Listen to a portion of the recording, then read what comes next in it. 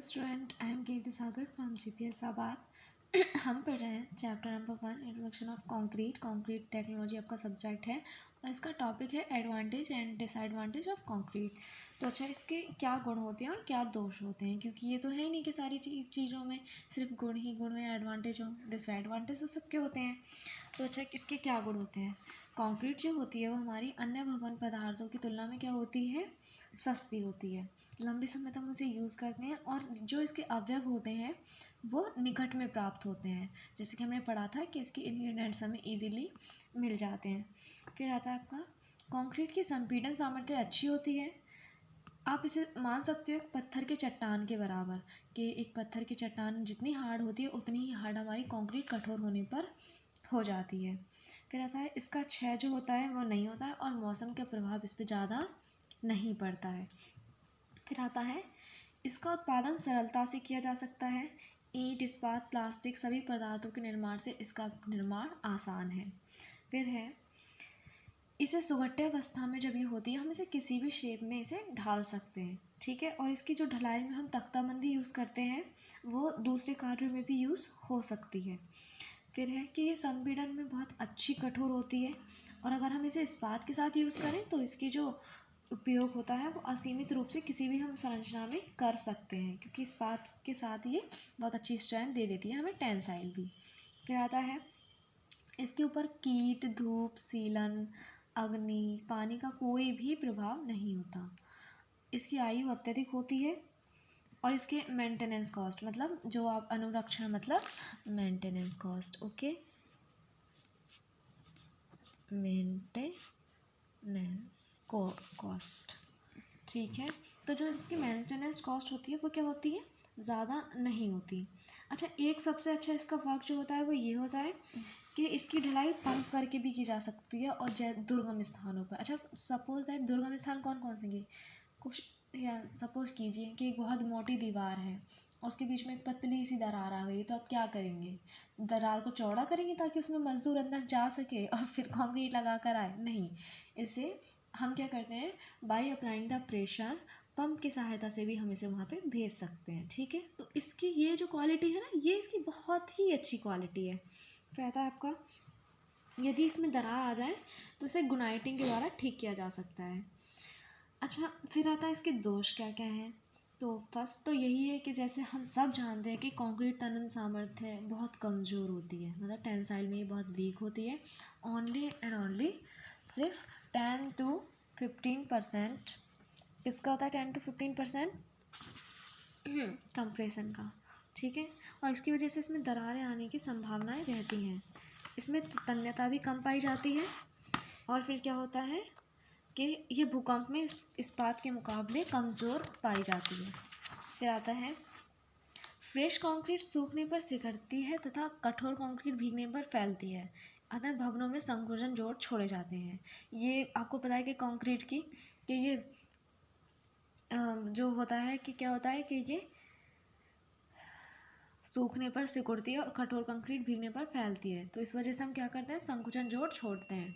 फिर आता है कि कंक्रीट तापमान के बढ़ने पर घटने पर फैलती व सिकुड़ती है, टेम्परेचर का इस पर इफेक्ट होता है, अतः कंक्रीट में इसकी वजह से एक्सपेंशन जॉइंट छोड़े जाते हैं। फिर आता है कंक्रीट में प्रफुलन आप समझ रहे हैं ना, उत्फुलन मतलब इफ्लोरेंसिस की समस्या भी हो सकती है और एक पूर्णतः अपारगम्य नहीं होती। और सबसे जो इसकी कमी है, इसका डेड लोड बहुत अधिक होता है। डेड लोड आपको बताया था क्लास में, मतलब इसका जो भार होता है वो अत्यधिक होता है, ठीक है। फिर सबसे जो इसका एक और है वो ये है कि कंक्रीट की कबाड़ी मूल्य, मतलब जैसे स्क्रैप वैल्यू कहते हैं, वो ज़ीरो होती है। तो ये बहुत बड़ा इसका डिफेक्ट है कि स्टील अगर है वो यूज़ हो गई तो हम इसे रीयूज़ कर सकते हैं, लेकिन अगर ये बेकार हो गई तो हम इसे रीयूज़ नहीं कर सकते। फिर आता है आपका ग्रेड ऑफ कंक्रीट।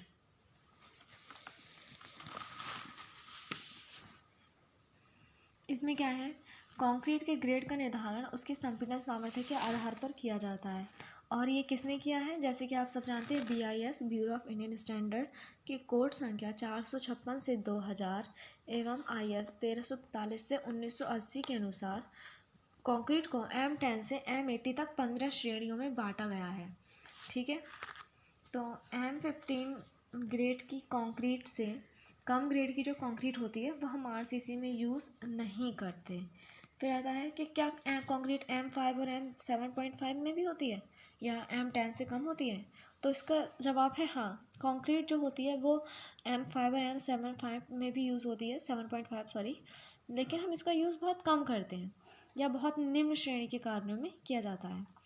फिर आता है आपका विभिन्न प्रकार की कंक्रीट या टाइप ऑफ कंक्रीट। तो फर्स्ट होती है बंधक पदार्थ के आधार पर। इसका वर्गीकरण है जो हमने कुछ चीज़ों के आधार पर किया है। फर्स्ट है बंधक पदार्थ के आधार पर। तो ये क्या है कि गारा कंक्रीट। अच्छा, गारा कंक्रीट क्या होती है? जिसमें हम बाइंडिंग मटेरियल के रूप में गारा या मिट्टी यूज़ कर रहे हैं वो कहलाती है हमारी गारा या मड कंक्रीट। फिर होता है हमारा लाइम कंक्रीट, चूना कंक्रीट। क्या होता है चूना कंक्रीट? कि जिसमें हम लाइम यूज़ कर रहे हैं एज ए बाइंडिंग मटेरियल, तो वो कहलाती है हमारी चीना कंक्रीट। और सीमेंट कंक्रीट जिसमें हम बाइंडिंग मटेरियल के रूप में यूज़ कर रहे हैं सीमेंट, ठीक है। फिर आता है घनत्व के आधार पर। तो घनत्व के आधार पर इन 3 टाइप में डिफाइन किया है या बांटा गया है। फर्स्ट है साधारण भार वाली कंक्रीट। इसका घनत्व क्या होता है? 24 kilo newton per metre cube, ठीक है। घनत्व मतलब डेंसिटी की बात कर रहे हैं ना हम, तो ठीक है। ये क्या है? ये इसका घनत्व होता है। साधारण, तो इसको क्या मानते हैं हम? साधारण या light weight concrete, sorry normal weight concrete. इसको क्या बोलेंगे हम? साधारण है तो नॉर्मल वेट कंक्रीट। फिर आता है हल्के भार वाली कंक्रीट। इसका जो घनत्व होता है वो कितना होता है? 18 kilo newton per metre cube. इसे क्या माना जाता है? Light weight concrete, light weight concrete. फिर आता है अधिक भार वाली कंक्रीट। तो इसका घनत्व कितना होता है? 32 kilo newton per metre cube, और इसको हम बोलते हैं heavy weight concrete, weight concrete. तो फिर आता है सामर्थ्य के आधार पर। तो सामर्थ्य के आधार पर भी बेस्ड ऑन स्ट्रेंथ, ठीक है। तो इसके आधार पर भी जो हमारी कंक्रीट होती है वो 3 टाइप की होती है। फर्स्ट होती है हमारी ऑर्डिनरी कंक्रीट या साधारण कंक्रीट। ये कौन सी कंक्रीट होती है? कि जिसकी जो स्ट्रेंथ होती है वो कितनी होती है? 20 MPa से कम। MPa मतलब है यहाँ पे मेगा पास्कल, ठीक है। और बताना चाहती हूँ 1 MPa इज इक्वल टू होता है 1 न्यूटन पर mm²। तो कंफ्यूज मत होना अगर कहीं पे MPa आ जाए तो, ठीक है। फिर आता है मानक कंक्रीट या स्टैंडर्ड कंक्रीट। स्टैंडर्ड कंक्रीट क्या होती है? जो इसका स्ट्रेंथ होती है वो होती है 25 से 55 MPa मेगा पास्कल। फिर जो हमारी उच्च सामर्थ्य कंक्रीट होती है, हाई स्ट्रेंथ कंक्रीट, ये होती है हमारी 60 से 80 MPa। अच्छा, एक चीज़ और जो रह गई ग्रेड ऑफ कंक्रीट में वो ये है, नीचे समझ लीजिए आप, कि ये अगर ये M10 है तो इसका मतलब क्या है? M है यहाँ पे मिक्स, और 10 है 28 डे क्यूरिंग में। 10 क्या है? 28 डे क्यूरिंग पर क्या है आपका? कंप्रेसिव स्ट्रेंथ, ठीक है। तो इसका मतलब आप समझ गए कि जो भी M20 है उसका मतलब क्या है? M तो मिक्स ही है, 20 का मतलब क्या है? 28 डे क्यूरिंग पर कंप्रेसिव स्ट्रेंथ, ठीक है। तो ये सारी जो स्ट्रेंथ निकालते हैं हम वो 28 दिन क्यूरिंग समझते हैं ना, तराई के आधार पर हम निकालते हैं। तो इसलिए अब कंफ्यूज मत होना कि M10 क्या है, M10 में M क्या है, 10 क्या है। ओके, तो ये आपकी क्लास यहीं पे ख़त्म होती है। Thank you class.